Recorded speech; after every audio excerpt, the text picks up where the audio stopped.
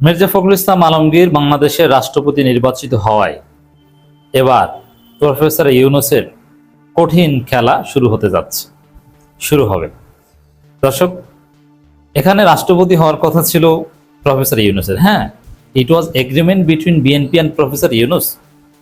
এই এগ্রিমেন্টের কথা কেউ স্বীকার করুক আর না করুক, ডেফিনেটলি এমনকি কে হতে যাচ্ছেন পরবর্তী রাষ্ট্রপতি এটা নিয়ে যখন গুঞ্জন, তখন সমস্ত মিডিয়ার সব রিপোর্টে প্রফেসর ইউনূসের কথা আসছিল। কিন্তু তারেক রহমান প্রফেসর ইউনূসকে রাষ্ট্রপতি বানাননি এবং প্রফেসর ইউনূসের সাথে আরো যেসব এগ্রিমেন্ট ছিল কোনোটাই তিনি মানেননি। জুলাই সনদ বাস্তবায়ন, গণভোটের রায়ের আলোকে উচ্চকক্ষ, এরকম অনেক কিছু ছিল। উচ্চকক্ষ তো বিএনপির 31 দফা থেকে শুরু করে আরো যত দফা আছে সব জায়গায় আছে, কিন্তু বিএনপি সেটা মানছে না। এখন প্রফেসর ইউনূস তো এত কাঁচা খেলোয়াড় না যে তার সাথে 2 নম্বরই করছে বিএনপি আর তিনি বসে বসে আঙ্গুল চুষবেন না। অবশ্যই তার খেলা আপনারা দেখবেন। বিশেষ করে প্রফেসর ইউনূসের লাইনটা হবে জর্জ সরোজ, মার্কিন যুক্তরাষ্ট্র, পশ্চিমাদের সাথে নিয়ে বাংলাদেশে একটা 111 ঘটানোর একটা চেষ্টা তিনি করবেন ডেফিনেটলি। এতে প্রয়োজনে নরেন্দ্র মোদী কিংবা শেখ হাসিনার সাথেও হাত মিলাবেন।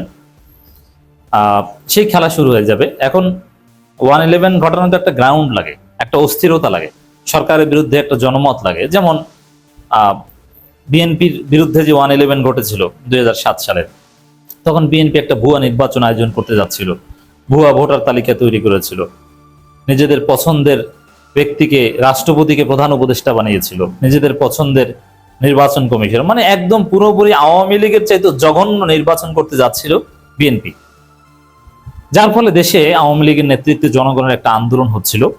সে আন্দোলনে দেশ অস্থির হয়ে পড়েছিল। এরপরে সেনাবাহিনী হস্তক্ষেপ করে জেনারেল মঈনু আহমেদ, ইয়াজউদ্দিন আহমেদকে চাপ দিয়ে ভারত মার্কিন যুক্তরাষ্ট্রের পরিকল্পনা অনুযায়ী ফখরুদ্দিনকে প্রধান উপদেষ্টা করে একটা সরকার গঠন করে। That was called 111 government. তো এখন ওরকম অস্থিরতা কি লাগবে? এখন তো আর কোনো নির্বাচন হতে যাচ্ছে না, দেশে তো কোনো আন্দোলন নাই। প্রফেসর ইউনূসের যে 111 এর খেলা, এটা মূলত এটা খেলা খেললেই যে সফল হবেন নট নেসেসারি, সফল হতে পারেন, সম্ভাবনা রয়েছে। এটা হবে মূলত বিদ্যুৎ এবং গ্যাস সংকটকে কেন্দ্র করে। দেশে যে বিদ্যুৎ এবং গ্যাস সংকট, এটা বিএনপি সরকার সমাধান করতে পারছে না এবং তারা সমাধানের কোনো আশ্বাসও দিতে পারছে না। তারা বলছে যে কমপক্ষে 2 বছর লাগবে। তো এই পরিস্থিতিতে দর্শক, এই সংকটে জনগণ এক পর্যায়ে অতিষ্ঠ হয়ে যাবে, ক্ষুব্ধ হয়ে যাবে, জনগণ রাজপথে নামবে। জামাত বিএনপিকে বাঁচাতে চাইলেও তখন বাঁচানো কঠিন হয়ে যাবে। তখন খেলবে প্রফেসর ইউনূস। তখন হিসাবটা এরকম আসবে যে না, এই রাজনৈতিক দল এইসব এরা পারে না, রাষ্ট্রের ব্যাপক সংস্কার দরকার, দুর্নীতি, অব্যবস্থাপনা, লুটপাট, এই জন্য সেনা সমর্থিত একটা সরকার লাগবে, যে সরকারের প্রধান হবে প্রফেসর ইউনূস। এই খেলা প্রফেসর ইউনূস শুরু করে দিবেন, জাস্ট ওয়েট অ্যান্ড সি। এবং আই রিপিট, এই খেলায় ভারত প্রফেসর ইউনূসের পক্ষে থাকবে, প্রফেসর ইউনূস ভারতের সহায়তা নেবে, যুক্তরাষ্ট্র ভারত প্রয়োজনে একসাথে খেলবে। হ্যাঁ, it will happen, just wait and see. এখন এই প্রফেসর ইউনূসকে চাইলে বিএনপি তাকে কাজে লাগাতে পারতো, তাদের রাষ্ট্রপতি বানিয়ে একটা নতুন অভিযাত্রা হতো বাংলাদেশের, বাট সেটা বানায়নি। আর প্রফেসর ইউনূসকে রাষ্ট্রপতি বানানোর কোনো বাধ্যবাধকতা নাই। কিন্তু সমস্যা হচ্ছে, চুক্তি কেন করেছিলেন? প্রফেসর ইউনূস বিএনপিকে ক্ষমতা এনে দিছে, তারেক রহমানকে বাংলাদেশে এনেছে, যেটা হওয়ার কথা ছিল না। এই চুক্তির বিনিময়ে এখন সেই চুক্তি মানবেন না, এটা কি হয়? তো দর্শক, এমনকি বিএনপি যে নিরঙ্কুশ সংখ্যাগরিষ্ঠতা নিশ্চিত করতে চায়, জামাতকে একটা সার্টেন লেভেল পর্যন্ত আটকে রাখতে চায়, এর চাইতে বেশি সিট দিতে চায় না, ওটাও প্রফেসর ইউনূস নিশ্চিত করে দিয়ে গেছেন বিএনপিকে। তারপরও প্রফেসর ইউনূসকে রাষ্ট্রপতি বানালেন না। এখন প্রফেসর ইউনূস এই নতুন মহামান্য রাষ্ট্রপতি মির্জা ফখরুল ইসলাম আলমগীরকে অভিনন্দন জানিয়েছে। কিন্তু এটা আমি নিশ্চিতভাবে বলতে পারি যে বুকে পাথর চাপা দিয়ে মির্জা ফখরুল ইসলাম আলমগীরকে অভিনন্দন জানিয়েছেন প্রফেসর ইউনূস। এই অভিনন্দনের নেপথ্যে প্রফেসর ইউনূসের গভীর খেলা রয়েছে এবং সামনে আপনারা দেখতে পাবেন। উই আর ওয়েটিং, বাট আমরা চাই না যে সফল হোক, আমরা চাই বাংলাদেশের স্থিতিশীলতা। বাংলাদেশের স্থিতিশীলতার জন্য বিএনপি 5 বছর ক্ষমতায় থাকুক, ইউনূস মির্জা ফখরুল ইসলাম আলমগীর ভালোভাবে দায়িত্ব পালন করুক, এটাই হওয়া উচিত। এর বাইরে কিছু হলে আওয়ামী লীগ ডেফিনেটলি আসবে, এবং জামাত, বিএনপি, এনসিপি সবার কপালে বিপদ আছে। যার ফলে জাতির বৃহত্তর স্বার্থ বিবেচনায়, বৃহত্তর স্থিতিশীলতা বিবেচনায় বিএনপি যাই করুক না কেন, ভুল ত্রুটি করলেও এই ভুল ত্রুটি বিএনপিকে আমরা সংশোধন করাতে চাই, কিন্তু বিএনপি সরকার পতন চাই না। পতন হলে সবাইকে বিপদে পড়তে হবে। এখন মির্জা ফখরুলকে প্রফেসর ইউনূস যে পাম দিলেন, এরপরে যদি 111 ঘটে এবং সেই সরকারের প্রধান প্রফেসর ইউনূস হয়, তখন ভাই আপনারা বলতে পারবেন না যে না না না প্রফেসর ইউনূস ষড়যন্ত্র করে হয়েছে। না, ষড়যন্ত্র যে না, তার প্রমাণ হচ্ছে যে এই যে মির্জা ফখরুলকে কি অভিনন্দনটা জানিয়েছে। বিএনপি সরকার বিরুদ্ধে কোনো ষড়যন্ত্র প্রফেসর ইউনূস করতে পারেন না, এটা বলার জন্য এই দলিল রেখে দিলেন। তাহলে কি বলবেন? বলবেন যে না, এখানে তো প্রফেসর ইউনূস তো রাজি হননি, তিনি সেই 8 আগস্ট রাজি হননি তত্ত্বাবধায়ক সরকার, অন্তর্বর্তীকালীন সরকারের প্রধান উপদেষ্টা হতে। এরপরে যে সম্ভাব্য 111 সরকার, সেখানেও তিনি রাজি না। তাকে হাতে পায়ে ধরে এনেছে।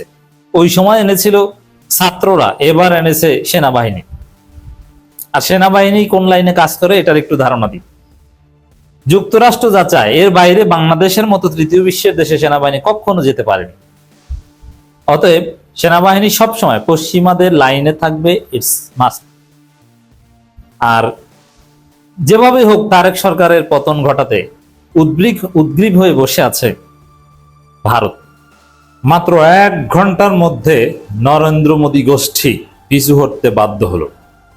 দর্শক, নতুন বাংলাদেশের অবিস্মরণীয় মুখ, স্মার্ট মুখ। বাংলাদেশকে এখন ভারত ভয় পাওয়া শুরু করেছে। বাংলাদেশ নিয়ে যা ইচ্ছা তা বলবে, এই যুগ শেষ হয়ে গেছে। বাংলাদেশ নিয়ে কিছু একটা বলতে হিসাব নিকাশ করে বলতে হয়। যদি কোনো কারণে আগের স্বভাব সুলভ দৃষ্টিতে উল্টাপাল্টা কিছু বলে ফেলে, নাকে খত দিয়ে পিছু হটতে হয়। হ্যাঁ, এরকমই একটা ঘটনা ঘটেছে।